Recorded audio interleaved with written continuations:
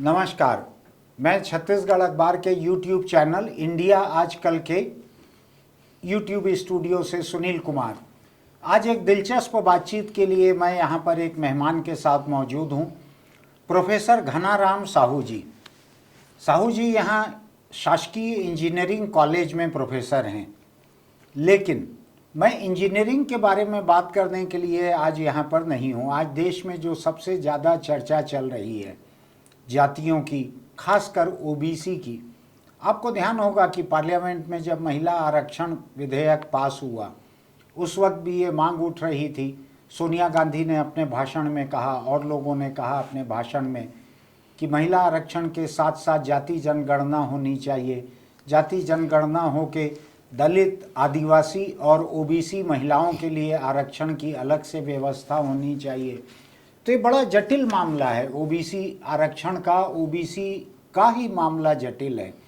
मैं उसी मामले को समझने के लिए आज यहाँ मौजूद हूँ। ये अधिक महत्वपूर्ण आज के माहौल में इसलिए हो जाता है कि आज 5 राज्यों में जिन विधानसभा चुनावों की तैयारियां बड़े जोरों पर हैं, इनमें से छत्तीसगढ़ कम से कम एक ऐसा राज्य है जहां पर ओबीसी बहुत बड़ा मुद्दा है। या हम चुनाव के नज़रिए से अगर जातियों को देखें तो ओबीसी ही सबसे बड़ा मुद्दा है।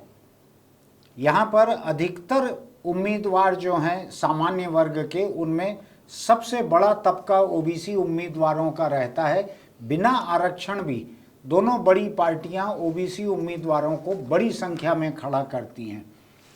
छत्तीसगढ़ में ओबीसी की क्या स्थिति है, ओबीसी आरक्षण होने में क्या आगे जाकर संभावना रहेगी, इन पर बात करने के लिए मैंने प्रोफेसर घनाराम साहू जी को आमंत्रित किया है, जो 1984 से लगातार जातियों का अध्ययन कर रहे हैं, जातियों के आंकड़ों का अध्ययन कर रहे हैं, विश्लेषण कर रहे हैं। हम उनसे बात करते हैं। नमस्कार साहू जी। नमस्कार जी। आपका बहुत स्वागत है। आपने समय निकाला। मैं फ़ोन पर आपसे समझते रहता था जातियों के मुद्दों को जी, और जितना आपने आंकड़ों के ऊपर काम किया है, ये आपके पढ़ाने की विशेषज्ञता से जुड़ा हुआ तो नहीं है, ये आपकी निजी दिलचस्पी का मामला है जी। अब मैं ये समझना चाहता हूँ, पहले हम शुरुआत छत्तीसगढ़ से ही करते हैं कि छत्तीसगढ़ में हम अगर ओबीसी तबके की बात करें जी, तो ओबीसी के भीतर के जो अलग अलग जातियों के लोग हैं वो अपनी जातियों की संख्या जब बताते हैं तो मुझको ऐसा लगता है कोई भी जाति, किसी भी धर्म के लोग अपनी संख्या को कुछ बढ़ा चढ़ा कर बताते हैं जी, ताकि उनकी ताकत ज़्यादा दिखे। ओबीसी एक तबके के रूप में भी अपनी संख्या शायद कुछ ज़्यादा बताता है। उसके भीतर की जैसे कुर्मी है, साहू है, दूसरी जातियां हैं, ये भी कुछ संख्या ज़्यादा बताती हैं। आपके आंकड़ों के हिसाब से छत्तीसगढ़ में ओबीसी कितने फीसदी होंगे? जी मेरा अनुमान है, जो मैं पिछले 30-40 वर्षों से जो अध्ययन कर रहा हूँ उसके अनुसार से छत्तीसगढ़ में ओबीसी की आबादी लगभग 43% होना चाहिए। अच्छा, 43% से कुछ अधिक भी हो सकता है, कुछ कम भी हो सकता हाँ। है। अब इस मसले को लेकर मैं ध्यान आकर्षित करना चाहता हूँ छत्तीसगढ़ के पुराने आंकड़ों के ऊपर में। जी। तो सबसे पहले छत्तीसगढ़ में सन 1818 में जब कर्नल एग्नू छत्तीसगढ़ के सुपरिंटेंडेंट बन के आए थे, हाँ, तब उन्होंने रतनपुर राज्य का परिवार गणना करवाया था। अच्छा, तो रतनपुर राज्य माने आप बस्तर के अधिकांश हिस्से को हटा दीजिए, सरगुजा के अधिकांश हिस्से को हटा दीजिए और रायगढ़ के अधिकांश हिस्सों को हटा दीजिए। अच्छा। तो ये जो मैदानी छत्तीसगढ़ है, हाँ। राजनांदगांव के छोटे से हिस्से को छोड़कर, हाँ, ये जो मैदानी छत्तीसगढ़ है वहाँ उन्होंने परिवार का गणना कराया था। अच्छा, और उस गणना के हिसाब से तब 1,04,063 परिवार थे रतनपुर राज्य में। अच्छा, और कुल 3,300 गांव थे, जिसमें से 1,300 गांव निर्जन थे। अच्छा, अब उस समय जो गणना हुआ था उसको यदि हम आज जो वर्ग बनाया गया है, हाँ, जातियों को मिला के वर्ग बनाया गया है, वैसा वर्ग में जोड़कर देखें और उसको 1931 के जो जनगणना है जो आखिरी बार जातिगत जनगणना जाति हुआ है, जनगणना। तो आपको जनसंख्या में किस प्रकार से फेरबदल हुआ है, हाँ। कमी हुई या बढ़त हुई, इसका आप सही सही सटीक अनुमान लगा सकते हैं। अच्छा। जैसे उदाहरण के लिए तब रतनपुर राज्य में छत्तीसगढ़ में 3% ब्राह्मण थे। अच्छा। मैंने कुल 3127 परिवार था, अच्छा। 1,04,000 परिवार में से। हाँ। तो इनकी आबादी 3% थी। लेकिन वहीं पे आप 1931 का जनगणना देखेंगे, हाँ। तो ये आबादी घट के 1.65 हो जाती है। अच्छा। इसका कारण ये हो सकता है कि ये जो सरगुजा और बस्तर का एरिया है, रायगढ़ का एरिया है, हाँ। वहाँ ब्राह्मण आबादी हो ही ना, हाँ। नहीं के बराबर हो या बिल्कुल ना वो हो। 31 में जुड़ गई थी वो इलाका। 31 में वो इलाका जुड़ गया, ठीक। बस्तर भी जुड़ गया, सरगुजा भी जुड़ गया, और आपके बाकी हिस्सा भी। सरगुजा हाँ। है ना, वो हिस्सा जुड़ गया। तो उस समय का आप देखेंगे तो माने 1818 से लेकर 1931 और 1931 से लेकर 2011 तक हाँ। आप विभिन्न जातियों का या जातियों के समूह के आबादी का अध्ययन करेंगे तो आपको कुछ चौंकाने वाले तथ्य मिलेंगे। जैसे चौंकाने वाला तथ्य खास करके आदिवासियों को लेकर है, जिनको आदिवासी जाति बोलते हैं, गोंड, कंवर, हल्बा, बिंजवार इत्यादि। हाँ। तो सन 1818 के जनगणना में जब बस्तर शामिल नहीं था रतनपुर राज्य में, तब गोंडों की आबादी 16.6% थी। अच्छा। मैदानी छत्तीसगढ़ मैदानी में क्षेत्र में 16.6% थी गोंड की आबादी। लेकिन 1931 में जब बस्तर जुड़ गया, हाँ। बस्तर को हम जोड़ लेते हैं, हाँ। तब उनकी आबादी 14.4% होती है, जबकि ये बढ़ के 20% से अधिक हो जाना चाहिए था। आप अगर परसेंटेज में बात कर रहे हैं जी, तो ऐसा तो नहीं है कि बस्तर में गैर आदिवासी आबादी ज़्यादा हो, जो कि नहीं हो सकती। मैं केवल एक बहस के लिए बात कर रहा हूँ जी, कि जब आप प्रतिशत की बात कर रहे हैं, गोंड आबादी का प्रतिशत जी, प्रतिशत जो की बात। 16 था, हाँ। बस्तर को जोड़ने के बाद उसको वो बढ़ घटता जाना है, था, तो बढ़ वो जाना घट था, गया वो है। घट गया। वो घट गया है। हाँ, ये अच्छा। एक चौंकाने वाली बात है। हाँ। इसी तरीके से अनुसूचित जाति के केस में देखेंगे, हाँ। खास करके सतनामियों की आबादी। हाँ। अब वो सतनामी, सूर्यवंशी, इसमें उसमें अब बहुत सारे उसमें विभाजन है। हाँ। लेकिन यदि हम उसको एक ही ग्रुप मान लें, दलित या अनुसूचित अब जाति, हाँ, अनुसूचित जाति में बड़ा वर्ग मान एक लें। बड़ा वर्ग उसको मान लें, तो 1818 में उनकी आबादी 11.8% थी मैदानी छत्तीसगढ़ में। अच्छा। अकेले एक समुदाय की आबादी 11.8% थी। हाँ। लेकिन यदि हम 1931 में जाते हैं, हाँ। तो सतनामियों की आबादी लगभग 5% होती है। इसमें ये इलाके बस्तर के और सरगुजा के जुड़ गए थे जुड़ 31 जाने में? के कारण, हाँ, जुड़ गया, इसलिए कुछ घटा। तो घटा होगा हाँ, जुड़ जाने हाँ, से हाँ, कुछ घटा। कि वहाँ पे दलित आबादी नहीं रही बहुत होगी। कम है, वहाँ पे दलित आबादी बहुत बहुत कम है। लेकिन जितना प्रतिशत घट रहा है उतना तो नहीं घटना चाहिए, आधा हो रहा है, आधा नहीं होना चाहिए, कुछ घटना चाहिए। तो ये बड़े इंटरेस्टिंग आंकड़े हैं। इसके पीछे मेरा मानना ये है कि 1818 के बाद एक तो पड़ोसी राज्यों से, इधर महाराष्ट्र है, उत्तर प्रदेश है, उड़ीसा है, उधर मध्य प्रदेश के कुछ भाग हैं, बिहार के कुछ भाग हैं, छत्तीसगढ़ में बड़े पैमाने पे लोग आए, भिन्न भिन्न जातियों के लोगों का आगमन हुआ। जैसे उदाहरण के लिए 1818 की हम गणना देखें तो अपर कास्ट, जिनको आज अपर कास्ट बोलते हैं, ब्राह्मण है, राजपूत हैं, बनिया है, ये मिला के ये 5.5% हुआ करते थे 1818 में। ठीक। लेकिन 1931 में ये भी घटते हैं, ये भी घट गए हैं। ये भी घटते हैं, वो बस्तर और सरगुजा के कारण, उनके कारण जो लगभग ये संख्या में नहीं घटे होंगे, प्रतिशत में घट रहे हैं। ये लगभग 2.6% हो जाते हैं सब मिला के, जो सवर्ण हम कहते हैं। हाँ, 2.6% होते हैं 1931 में। अच्छा। लेकिन आज 2011 की स्थिति में हम देखें तो मेरा व्यक्तिगत आकलन है कि यहाँ जिसको अपर कास्ट कह लें या अनरिजर्व कह रहे हैं, अनारक्षित जाति कह लें, कम से कम 13% है।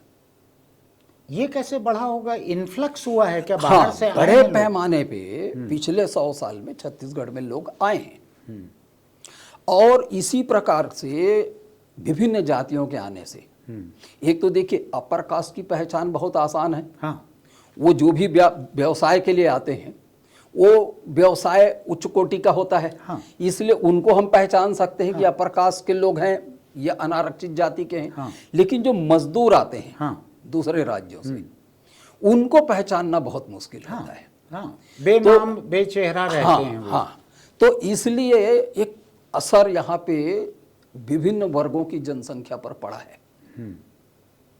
अब मैं एक दूसरा उदाहरण बताना चाहूँगा। जैसे आप थोड़ी देर पहले बता रहे थे कि ओबीसी वर्ग के लोग हाँ, और उस ओबीसी के भीतर के भिन्न भिन्न जाति के जातियों के लोग लोग अपनी जनसंख्या बढ़ाकर बताते हैं। ऐसा मुझको लगता है। नहीं लगता, नहीं बताते ही हैं। हाँ। उदाहरण के लिए मैं बता दूं कि 1818 में छत्तीसगढ़ में तेली समाज की आबादी 9.2% थी। अच्छा, 1818 9.2। 9.2% मैदानी क्षेत्र में रतनपुर राज्य में। हाँ, लेकिन जब उसको छत्तीसगढ़ में देखें 1931 में हाँ, तो ये बढ़ के होता है 9.36%। ऐसा कैसे होगा? सरगुजा और बस्तर में तेली इतने कैसे घटना बढ़ जाएंगे? चाहिए था। घटना चाहिए था। लेकिन वो बढ़ा। हाँ, इसलिए बढ़ा कि सीमांत प्रदेशों से हाँ। बड़े पैमाने पे बड़ी आबादी का आगमन हुआ है। आपको क्या लगता है लोग आसपास के प्रदेश छोड़ के छत्तीसगढ़ क्यों आते आए थे? इसलिए आए कि यानी एक जो व्यावसायिक तबका है जो उन्नत खेती करना चाहते थे या खेती से संबंधित व्यवसाय करना चाहते थे। इग्नू के सुपरिंटेंडेंट आने के बाद मैंने सन 1820 के बाद छत्तीसगढ़ में खेती सुधार का कार्यक्रम चला था। अंग्रेजों के समय? अंग्रेजों उस के समय, हाँ, खेती सुधार का कार्यक्रम चला 1820 के समय। 1820 के समय वो एक बड़ा आकर्षण था। 1820 के बाद आसपास के राज्यों से जो जिनकी रुचि खेती में थी वो आए। उदाहरण के लिए जैसे मैं बता दूं कि छत्तीसगढ़ के महासमुंद जिला और रायगढ़ सारंगढ़ का एरिया, कुछ जांजगीर का एरिया, इसमें बड़े पैमाने पे उड़ीसा से अघरिया आए। अच्छा, अघरिया मूलतः उड़ीसा की जाति है, जो उड़ीसा के संबलपुर सोनपुर ये जो जिला है वहाँ के एक किसान थे। हाँ, ये 1931 के कुछ पहले से छत्तीसगढ़ में आए। 1931 के जनगणना में अघरिया जाति का विवरण नहीं है। अच्छा, अब वो विवरण क्यों नहीं है उसके कुछ एक तो कारण हो सकता है कि उनकी जनसंख्या अधिक रही, बहुत कम रही, बहुत कम रही है। दूसरा कारण ये हो सकता है कि उनकी जाति कुर्मी में शामिल कर ली गई हो। अच्छा, क्योंकि ये उड़ीसा के कुर्मी ही हैं, ठीक ठीक, है ना, तो जो यहाँ पे अघरिया कहलाते हाँ हैं। वो कुर्मी ही हैं। और स्वर्गीय नंद कुमार पटेल जी ने इस दिशा में काफी काम किया था। अच्छा। छत्तीसगढ़ के सभी कुर्मी फिरकों को अच्छा, एकजुट करने का काम नंद कुमार पटेल जी ने किया था, बालाक्राम पटेल जी ने किया था, जो घरिया है। हाँ, तो अघरिया जो है मूलतः उड़ीसा की कुर्मी जाति है। ठीक, बिल्कुल इसी तरीके से बिहार और झारखंड से सरगुजा रायगढ़ के क्षेत्र में बड़ी संख्या में राजवाड़े आए, हाँ, जिनको आज हम रजवार या रजवाड़े बोलते हैं। हाँ। ये भी उत्तर भारत के कुर्मी हैं। रजवाड़े भी लेकिन उत्तर यहाँ भारत के ही कुर्मी में कुर्मी नहीं आते हैं।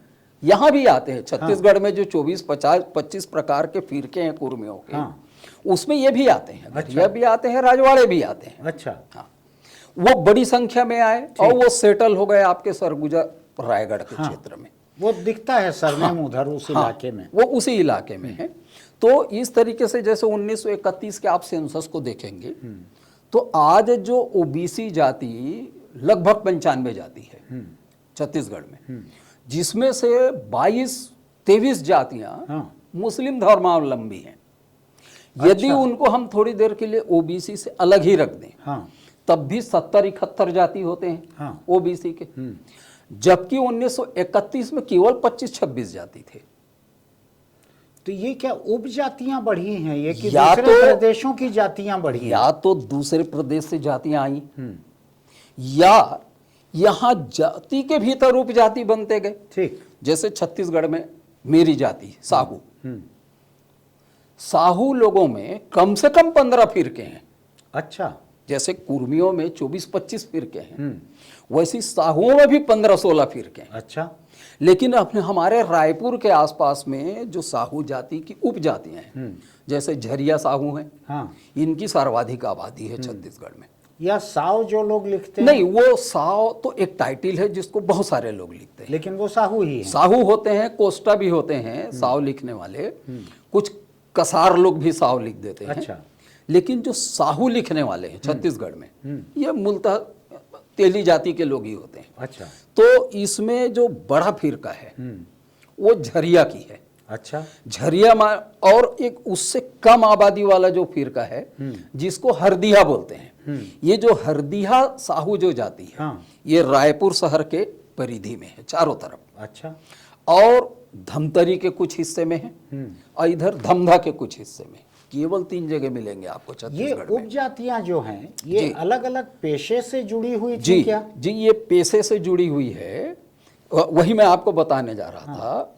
और तीसरे जो बहुसंख्यक जाति छत्तीसगढ़ में साहू में, हाँ। वो है रंगहा। अच्छा। रंगहा जिनको दुबेलिया साहू भी बोलते हैं।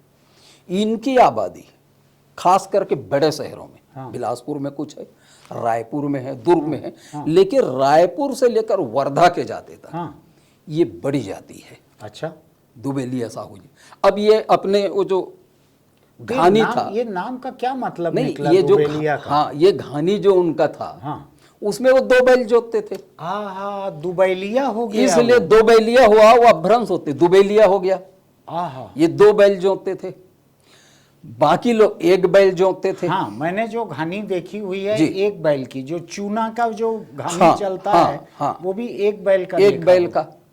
जो यहाँ जैसे हरदिया लोग हैं, हाँ। कहा यह जाता है कि वो हल्दी की खेती करते थे, अच्छा। इसलिए हल्दी से हरदी हुआ, हरदी से हरदिया हो गए। उनके पूर्वज हरदी की खेती। हाँ। इस प्रकार की कहानी है। हाँ। वैसी झरिया साहू लोगों के बारे में ये कहानी है कि वो यहाँ के प्राचीन निवासी हैं। हाँ। और वो जंगली पद्धति से खेती करते थे। अच्छा। जिसको झाड़िया, झाड़, ठीक, झाड़ से झाड़ी है ना, वो पुराने जंगली पद्धति से खेती करते थे, इसलिए वो झरिया कहलाए। हाँ। उन्नत खेती जो किए, हाँ। हल चला के किए या उन्नत खेती की, वो हरदिया लोग हैं। अच्छा। तो ये जो 3 फिरके हैं, झरिया, हरदिया और रंगा, इसके अलावा छत्तीसगढ़ में आप उधर जाएंगे बिलासपुर जिला में, हाँ। तो आपको कन्नौजिया मिलेंगे, आपको राठौर मिलेंगे जांजगीर के आसपास। हाँ। ये जो राठौर उपनाम लिखने वाले हैं, हाँ। ये भी मूलतः तेली ही होते हैं। अच्छा। सरगुजा में जाएंगे तो आपको सिंगरौलिया साहू बड़े पैमाने पे अच्छा। मिलेंगे, जो सिंगरौली कोलफील्ड का एरिया है। जो सिंगरौल भी लिखते हैं कुछ लोग, वो कुर्मी हैं। वो कुर्मी है। वो कुर्मी हैं। जो सिंगरौलिया साहू हैं, ये जो सिंगरौली कोल माइंस के हाँ, एरिया हाँ, से वो जगह के नाम पे हाँ, उनका वो माइग्रेट करके इधर आए, वो सिंगरौलिया हैं। इसी तरीके से जो मध्य प्रदेश से आए या कुछ बिहार से आए, जो केवल व्यापार के लिए जो साहू आए, वो वैश्य तेली हैं, जो गुप्ता सरनेम वगैरह लिखते हैं। अच्छा। कुछ कवर्धा एरिया में हैं, जिनके पुरखे तेल भी बनाते थे हाँ। और शराब भी बनाते थे। शराब को छत्तीसगढ़ी में मंद बोलते हैं। हाँ, मंद तो बोलते हैं। तेल बनाने वाले मंद बनाने वाले, हाँ। तो मंद बनाते थे, इसलिए अन्य तेली से अलग करने के लिए उनको मंदपोता तेली कहा जाने लगा। मंदपोता तेली। हाँ, मंदपोता तेली कहा जाने लगा। तो उनके साथ थोड़ा जाति में भेदभाव होता था, थोड़ा पहले बहुत होता थोड़ा था। नीचे मानते थे हाँ, उनको। हाँ, तेल बनाने वाले से नीचे मानते थे, मानते दारू थे। बनाने वाले जी, को। जी। तो रोटी बेटी का रिश्ता उतना आसान नहीं रहता होगा नहीं, उनके साथ। बहुत ही कठिन, अभी भी पूरी तरीके से समानता नहीं है, ऐसा। लेकिन एक हद तक भेद समाप्त हो गया है। ठीक। इस प्रकार से छत्तीसगढ़ में ही 15-16 प्रकार के साहू मिलते हैं।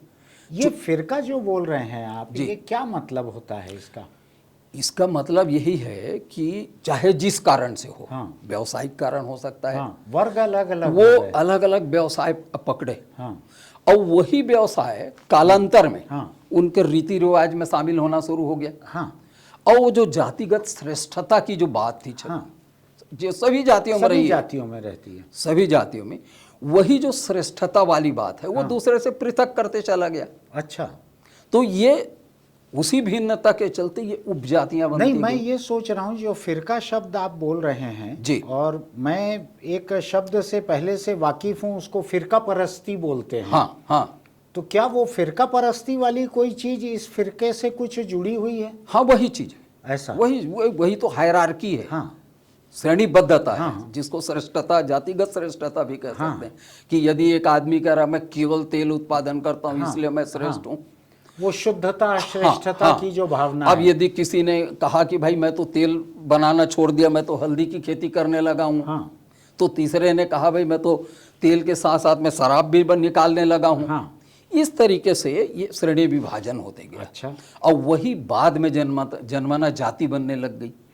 अब वो फिरकों के भीतर ही तो एक ये विवाह आपको होने लगता लग है गए। कि जो 1918 की जातीय जनगणना में जो सीमित संख्या में थी, जी 20-22 थी शायद जातियां, हाँ, तो वो बढ़ के जी 70 के करीब जो हो गई, 70 के करीब हो गई, तो वो ऐसे ही पेशे की वजह से उप जातियां बनती चली गई हैं। लेकिन इसके अलावा भी दूसरा जो चीज मैं आपको बताना चाहूंगा, मैं लिस्ट देख रहा था हाँ। अभी का और 1931 के जातियों का। तो 1931 में मुख्य 25-26 ओबीसी जातियां थी। अच्छा। आज 70-72 ओबीसी जातियां ये हैं। हिंदुओं में ही हैं। हाँ, और आप कह रहे हैं कि 20-22-23 मुसलमान जातियां भी है। अलग हैं। हिंदू में ही जो 70-72 जातियां हैं, उसमें से कुछ जातियां तो उपजातियां लगता है, लेकिन कुछ जातियां ऐसे हैं जो बाहर से आए होंगे। ठीक। लेकिन इसके अलावा भी कुछ जातियां ऐसे हैं जो अनुसूचित जाति, अनुसूचित जनजाति में शामिल नहीं हो सके। ठीक ठीक, नहीं हो सके तो वो ओबीसी में वो ओबीसी में आ गए। जैसे मैं कुछ दिन पहले देख रहा था, एक भड़भूजा जाति है। हाँ, ये जो मुर्रा चना जो हाँ, बनाते हैं। हाँ, हाँ। अब इसको आप भड़भूजा को, जो गरियाबंद जिला के जो भूंजिया जाति है, उसी की उपजाति आप मान सकते हैं। अच्छा। भूंजिया जो जाति उसी की उपजाति होनी चाहिए, लेकिन भूंजिया जनजाति में शामिल हो गया। अच्छा। भड़भूजा नहीं हो पाया, नहीं हो पाया, इसलिए ओबीसी में आ गया। दूसरा एक बड़ा इंटरेस्टिंग उदाहरण, तो ये आपका कहना है कि जो एसटी और एससी में शामिल नहीं हो पाते हैं जी, वो ओबीसी में गिना जाते हैं। हाँ, ऐसा पूरा का पूरा मामला ऐसे पूरा ही होता ऐसा ही है। जैसे बहुत बड़ा उदाहरण है, यानी जो एसटी एससी अपने आप को साबित नहीं कर पाए वो ओबीसी में गिना जाते हैं। ओबीसी में गिना जाते हैं। तो ओबीसी जो है बड़ा बड़ा अम्ब्रेला है जी, उसके भीतर सब तरह के लोग आ जाते हैं, मुस्लिम भी आ जाते हैं। हाँ। उसमें गैर दलित गैर आदिवासी भी उसमें आ जाते हैं। इस तरह का है जी। तो इसमें जैसे एक उदाहरण मैं आपको और बताऊंगा जो अभी कुछ दिनों पहले तक चर्चा में रहा। हाँ। वो है महारा जाति। महारा। अच्छा, महारा। देखिए, महार और महारा में बड़ा फर्क है। हाँ, महार लोग उसको एक ही मानते हैं क्योंकि विदर्भ में महार अनुसूचित जाति के लोग हुए। जी, क्योंकि उनका अंग्रेजी में स्पेलिंग एक ही है। हाँ। अच्छा, है ना, महार और महारा का। हाँ। लेकिन हिंदी में इसके उच्चारण अलग है। महार जो है महाराष्ट्र की जाति है। हाँ, विदर्भ में वहां वो शेड्यूल कास्ट में आते हैं। हाँ।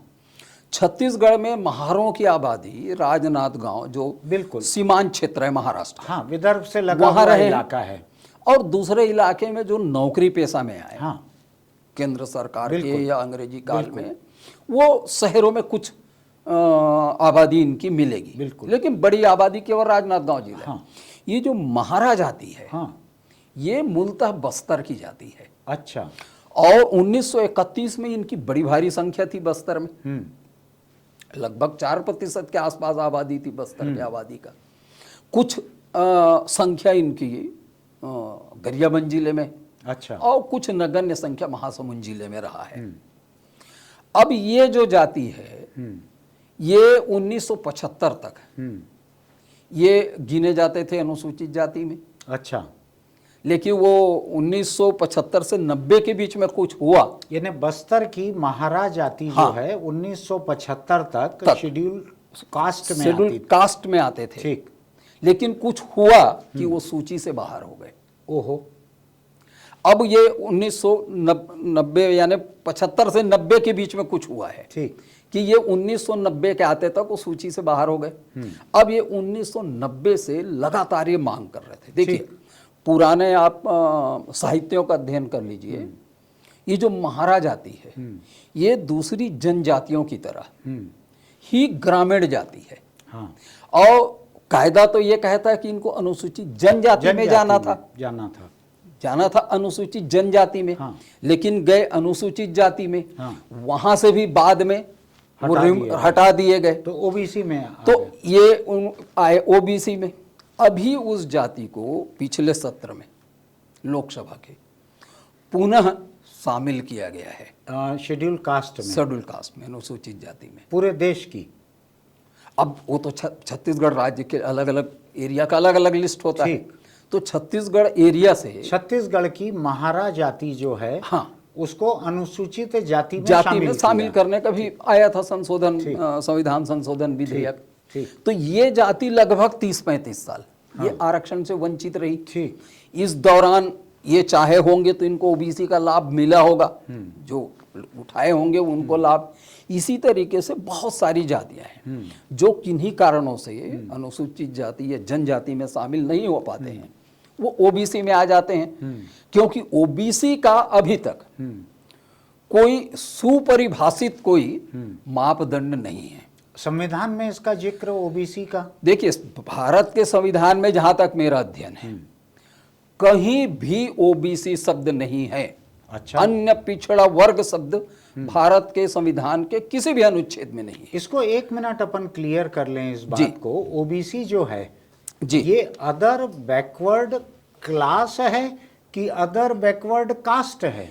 ये संविधान के हिसाब से तो होना चाहिए अदर बैकवर्ड क्लास होना चाहिए। लेकिन भारत का संविधान कहता है सामाजिक एवं शैक्षणिक पिछड़ा वर्ग, हाँ, socially and educationally backward class. हाँ, इस शब्द का जो अर्थ है हाँ, वो है अनुसूचित जाति, हाँ, और अनुसूचित जनजाति, हाँ, और ऐसी जातियां जो सामाजिक एवं शैक्षणिक रूप से पिछड़े हैं, हाँ, किंतु अनुसूचित जाति और जनजाति में वर्गीकृत नहीं है। ठीक, ये सामाजिक और शैक्षणिक पिछड़ा वर्ग का ये मायने है।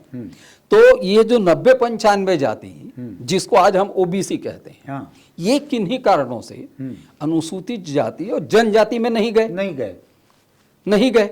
लेकिन ये ब्राह्मण भी नहीं है, हाँ, ठीक है, ये राजपूत भी नहीं है, ठीक है, ये बनिया भी नहीं है, ठीक है, उनका पेशा भी नहीं करते हैं ऊंची जातियों का। लेकिन अपन इसको अगर वर्ण व्यवस्था के हिसाब से देखें जी, तो ये ब्राह्मण, क्षत्रिय, वैश्य जी, इन तीनों में नहीं है। इन तीनों में तो उसका मतलब ये हुआ कि जो शूद्र बचता है वर्ण व्यवस्था की भाषा में, जी, मेरी भाषा नहीं है, आपकी हाँ, है कि हाँ, नहीं है मुझको नहीं मालूम, कानून की भाषा भी नहीं है जी, शूद्र। लेकिन वर्ण व्यवस्था को अगर हम देखें तो ब्राह्मण, क्षत्रिय, वैश्य ये ऊपर के तीनों वर्गों में ये नहीं है। ऊपर के तीनों वर्गों के कार्यों में ये संलग्न नहीं रहे। तो ये जितना ओबीसी जो तबका आता है जी, ये वर्ण व्यवस्था के शूद्र में आता है। अब जब ऊपर के तीनों वर्णों के व्यवसाय से जुड़े नहीं रहे हैं, हाँ, तो स्वाभाविक है कि चौथे में आएंगे। हाँ, चौथे में आएंगे। ठीक है कि इसमें अनेक जातियां हैं जो ये दावा करते हैं कि पौराणिक काल में वो क्षत्रिय थे, हाँ, या वैश्य थे। जैसे मैं अपने समाज की बात कह लूं, तेली समाज, साहू समाज, जांजगीर चांपा क्षेत्र के जो राठौर हैं, हाँ, वो अपने आप को अमर सिंह राठौर के वंशज बताते हैं। अच्छा, जो राजपूत राजा थे, लेकिन ओबीसी बेनिफिट लेते हैं। लेकिन अब ओबीसी बेनिफिट ले रहे हैं। तो अगर वो राजपूत वंशज हैं तो उनको ओबीसी का नहीं लेना चाहिए था। अब भारत का संविधान तो राजपूत और उसको मानता नहीं है, वर्ण व्यवस्था को।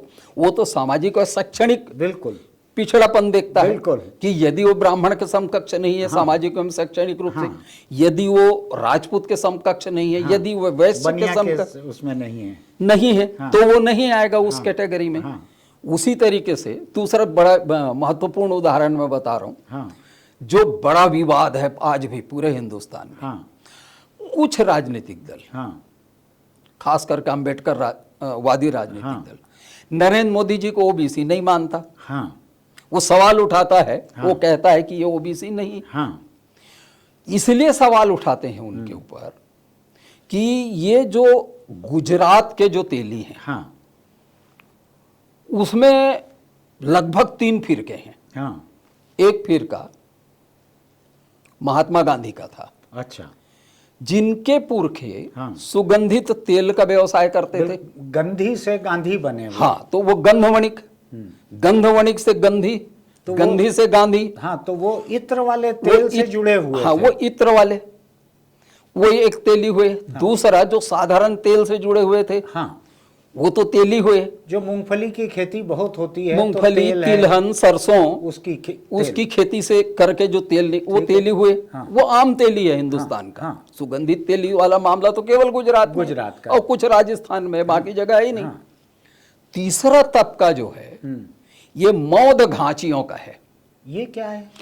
मौध का मतलब ये है कि ये कोई मोधेश्वरी माता है। जैसे छत्तीसगढ़ में बमलेश्वरी माता है, हाँ। खल्लारी माता, इसी तरीके से वहाँ की गुजरात स्थानीय में देवी होंगी। कोई स्थानीय देवी है, उसके अनुयायियों को मोड़ कहा गया। अच्छा, अब इसमें कई जातियां हैं मोड़ में। हाँ, मोड़ में बनिया भी आते हैं, जैन भी आते हैं, अच्छा। ये तेली भी आते हैं। तो वो जो मोढ़ेश्वरी माता को मानने वाले जो तेली वो थे, मोदी कहलाए। वो मोड़ घांची कहलाए। घांची मतलब घानी, ठीक है ना, घानी मतलब तेल पेरने वाला। हाँ, लेकिन इनके पुरखों ने ये कहा कि हम क्षत्रिय हैं।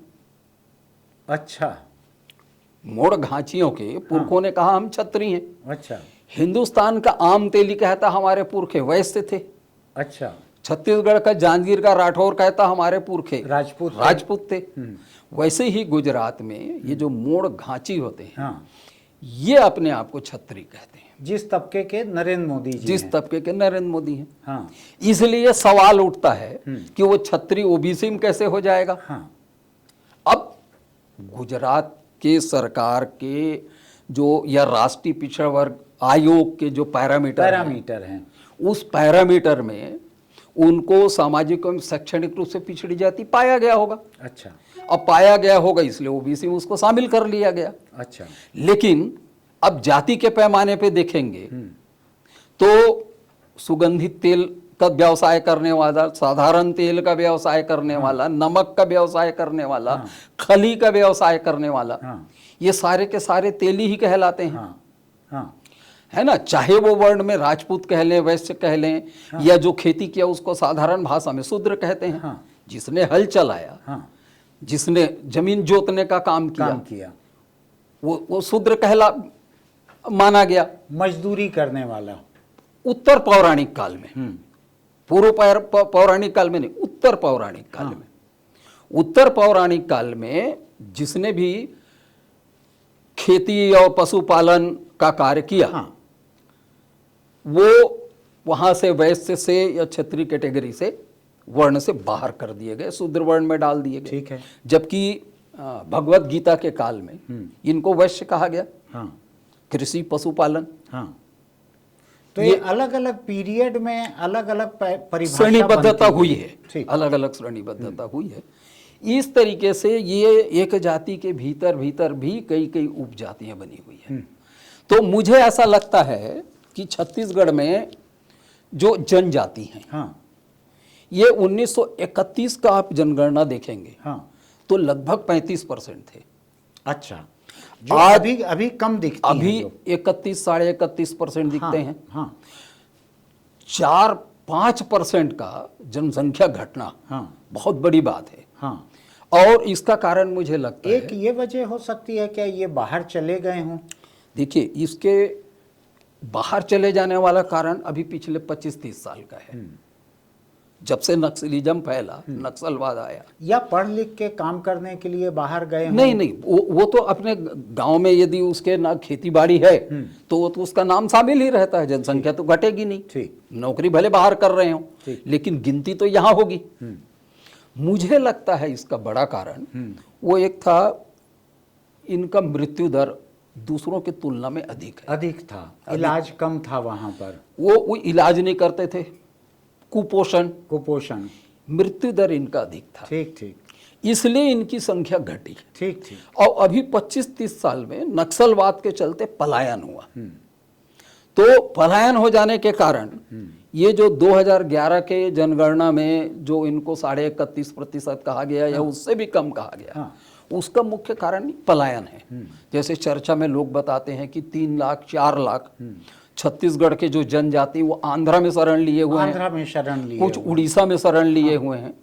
तो ये अभी 25-30 साल का कारण है, लेकिन 5% आबादी का घट जाना किसी राज्य में माने 15 लाख आबादी घटना, 5% माने 15 लाख। आप ये जनजाति का बड़ा दिलचस्प बतला रहे हैं। जी। मैं इसमें एक छोटी सी चीज समझना चाह रहा हूँ मेरी समझ के लिए। जी छत्तीसगढ़ का इतिहास जो है, छत्तीसगढ़ में मानव इतिहास जी जाति व्यवस्था से भी और पहले का अगर देख लें, जी ये आदिवासियों से ही शुरू हुआ होगा। मूल निवासी यहाँ के कौन है? देखिए, सबसे बड़ी समस्या तो ये है कि आप आदिवासी को कैसे परिभाषित करेंगे, किस काल के मनुष्य को आप आदिवासी मानेंगे, और आज आप उसका चिन्हांकन कैसे करेंगे कि यही मनुष्य है जो आदिकाल से यहाँ रह रहा है। वही मैं आपसे देखिए, समझना चाह रहा हूँ। जैसे अभी थोड़ी देर पहले हम महाराजाति की चर्चा कर रहे थे। हाँ। आप बस्तर का अध्ययन करिए। बस्तर में 11वीं सदी में वो जो क्या बोलते हैं उसको, चित्रकूट राज्य है। हाँ। वहाँ का बस्तर का, दक्षिण बस्तर का, वहाँ नागवंशी राजा सोमेश्वर देव थे। हाँ। उनका एक शिलालेख मिला है। अच्छा। उस शिलालेख में नाग जातियों के अलावा तेली जाति, कलार जाति, मोची जाति का भी उल्लेख है। अच्छा। तेली जाति का एक अलग मंडल था, मोची जाति का अलग मंडल था। मंडल यानी पूरा पूरा आबादी बस्ती। तो ये गैर आदिवासी तबके थे वहां पर। फिर आप, वही तो मैं बोल रहा हूं, जो हजारों साल से, 11वीं सदी माने 1000 साल, 1000 साल, 1000 साल से एक साथ एक ही जगह पे जो जातियां रह रही हैं, हाँ, वो अलग अलग कैसे हो जाएंगे? 1000 साल को हम आदिवासी अलग अलग इस हिसाब से हो सकती हैं क्या? रीति रिवाज से हो सकती कि है। वो बाहर से वहां पहुंची हुई हों। कैसे सिद्ध करेंगे कि वो बाहर से पहुंचे? भाई देखिए, उदाहरण तो आपको ये भी मिलेंगे कि 16वीं सदी में चांदा राज्य के, जिसको आज हम चंद्रपुर कहते हैं, हाँ। चांदा राज्य के गोंड सेनापति ने रतनपुर राज्य के ऊपर आक्रमण किया। हाँ। और रतनपुर राज्य के बिंद्रा नवागढ़, छूरा, सुअरमार, फुलझर राज्य को आधिपत्य में ले लिया। हाँ। और वो चांदा के गोंड राज्यों के अधीन चला गया ये क्षेत्र।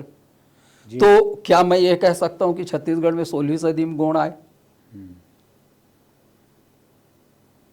क्या हम कैसे दावा करेंगे कि 16वीं सदी के पहले भी गोंड थे? कैसे प्रमाणित करेंगे कि 16वीं सदी के पहले? आपने 11वीं सदी तक का बतलाया। हाँ, कि शिलालेख मिला है इस तरह से।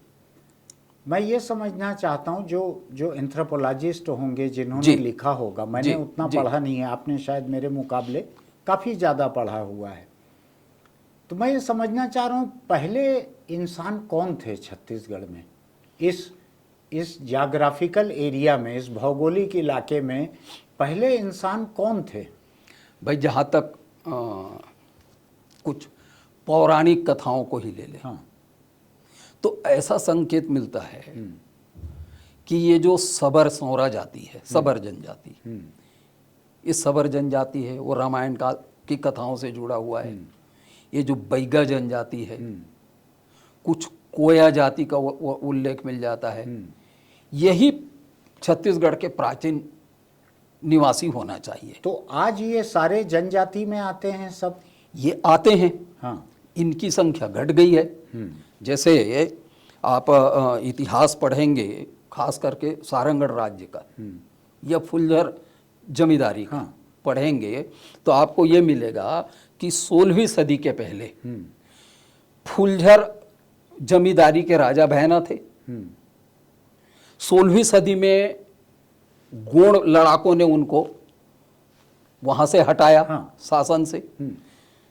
उसी क्रम में बिंद्रा नवागढ़ कह लें, छूरा कह लें, या खल्लारी कह लें, या कौड़िया कह लें, ये सब चंद्रपुर के गोंड राजा सामंतों ने उसको जीता। चंद्रपुर जो अभी महाराष्ट्र में आता है, चांदा राज्य उसको पहले बोलते थे।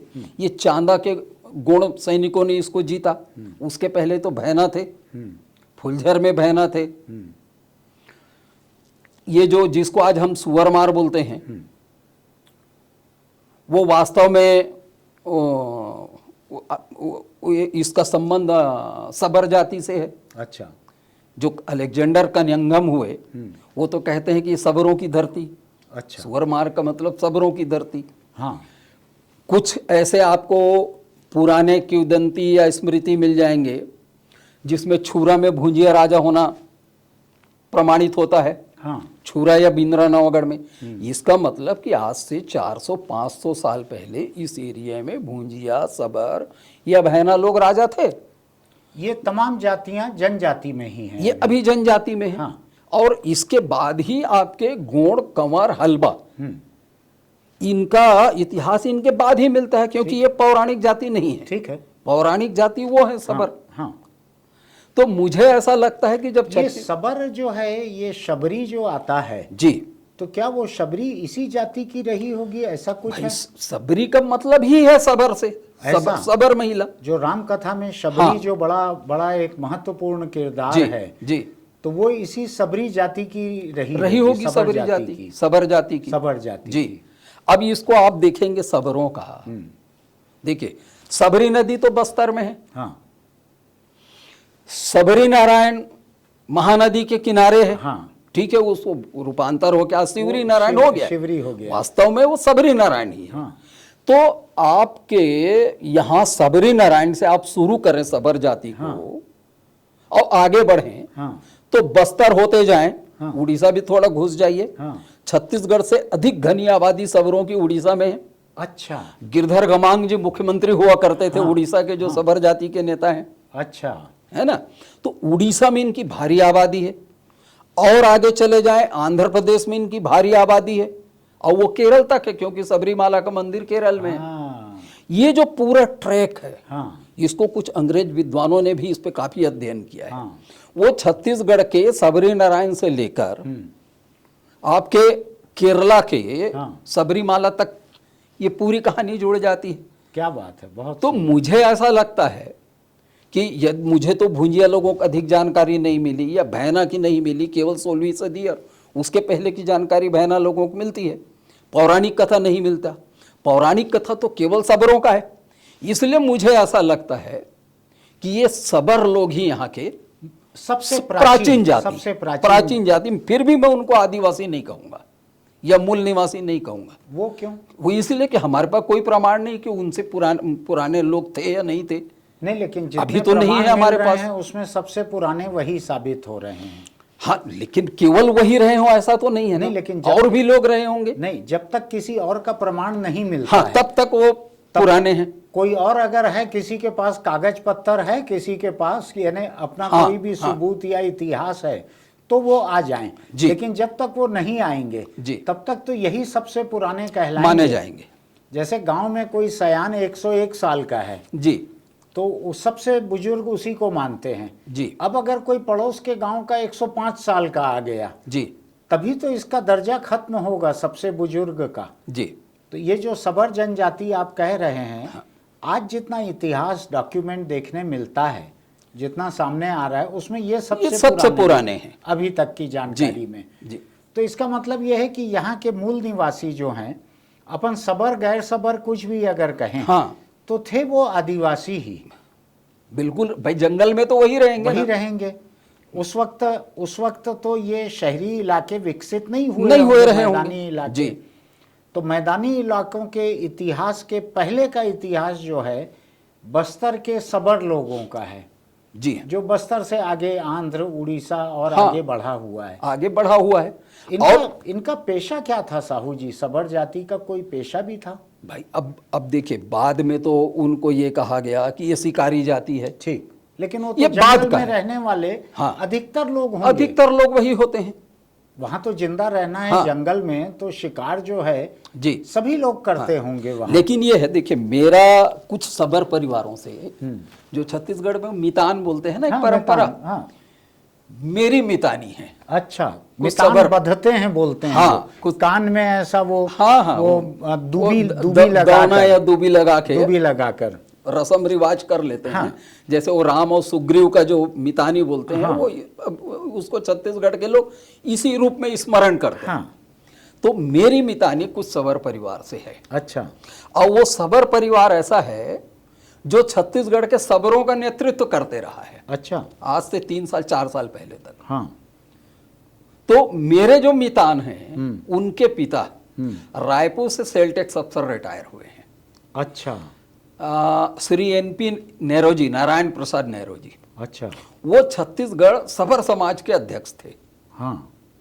उनकी बेटी प्रोफेसर है सरायपाली कॉलेज में। उनके बेटा एक महिला बाल विकास विभाग में अधिकारी थे रायपुर में। हाँ। और रोड एक्सीडेंट में उसकी मृत्यु हो गई। हाँ।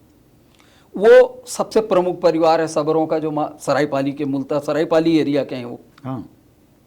उनसे जो बड़ी रोचक जानकारी मिलती है। क्या? वो कहते हैं कि हम सूर्य उपासना करने वाले क्षत्रिय जाति के थे। सूर्य की उपासना तो हमने किया, हम असली सूर्यवंशी हैं कहते हैं वो। लेकिन केवल सूर्य की उपासना करने से कोई क्षत्रिय हो जाए? भाई भारत में आर्यों का आप देखिए, ठीक है, मुझे बहुत ज्यादा विश्वास नहीं है आर्य अनार्य के अवधारणा पर। हाँ। लेकिन यदि हम उसमें कुछ सही तथ्य भी मान लें, हाँ। तो आर्यों के 2 प्रमुख फिरके हैं। हाँ। सूर्यवंशी और चंद्रवंशी। चंद्रवंशी। जिनने सूर्य को अपना आदि देवता माना हो सूर्यवंशी, जिसने चंद्र को माना हो चंद्रवंशी।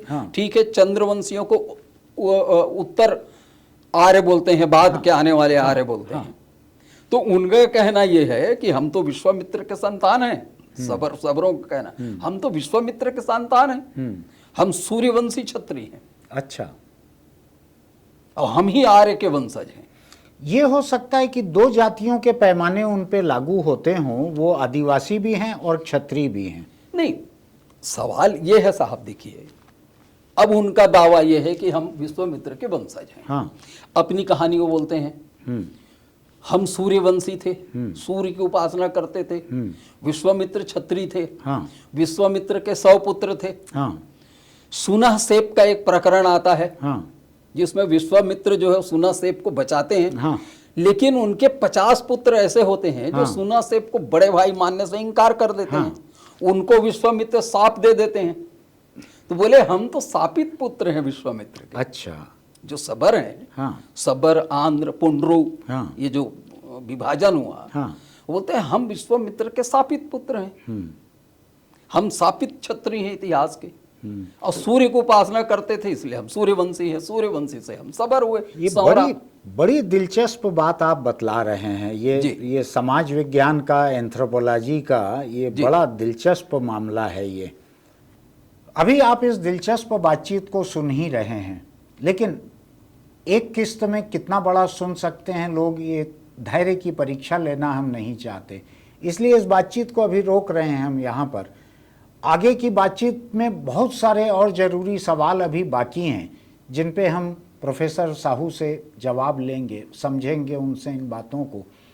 फिलहाल इस किस्त को हम यहीं रोक रहे हैं। अगली किस्त लेकर हम थोड़े से समय में आपके सामने दोबारा रहेंगे। तब तक आपको अगर ये अच्छा लगता है वीडियो हमारा, तो इसको सब्सक्राइब कीजिए, नोटिफिकेशन की बटन दबाइए, लाइक कीजिए, अपनी टिप्पणी लिखिए कि इन मुद्दों पर आप क्या सोचते हैं। और हाँ, अगर आप तंबाकू, गुटखा, सिगरेट, बीड़ी के शौकीन हैं तो इन चीज़ों को छोड़ दीजिए, वरना कैंसर आपको नहीं छोड़ेगा। आप खुद ही समझदार हैं, ज़्यादा मैं क्या कहूँ। फिर अगली किस्त में आपसे मिलते हैं।